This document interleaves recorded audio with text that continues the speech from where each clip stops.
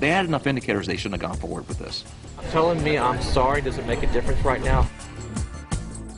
As the sun rose on day 2 of the fire, so did the anger.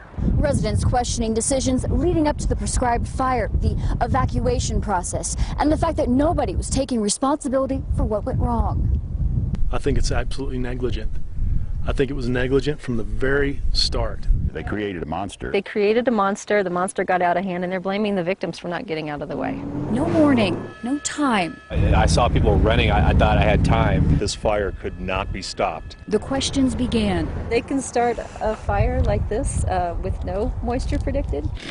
Really? These are the people we trust that they're supposed to know what they're doing? The burn turned wildfire first ignited in the red zone. They set up pretty darn close to where people were. It's not like we're talking about 1 or 2 people. We're talking about an entire road that was overtaken by this. And I just think of all the places that you could have done a controlled burn at that time, wouldn't that be one of the riskiest? The wind at over 80 miles an hour literally pushes the flames horizontally. That was in the forecast. So why would you do a burn? They walked away from a fire that wasn't put out. The winds came, kicked it up. It burned my house down, killed 3 people, and burned down all my neighbors' houses. Wait or escape. How could that happen?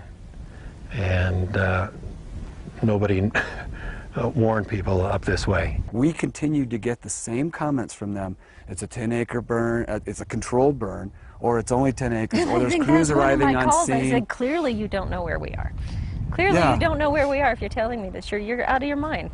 And she said it was a prescribed burn, don't worry.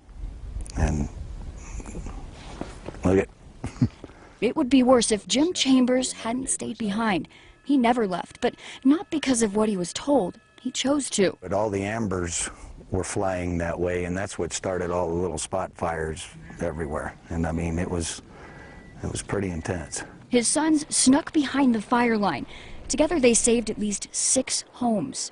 The Apple family home destroyed. It's pretty heartbreaking when you look at him, you know. All he could do was help Scott search for Ann. When we came to look for his wife, that was, I mean, you know, he had that hope in his eye, and we had to go help him search and do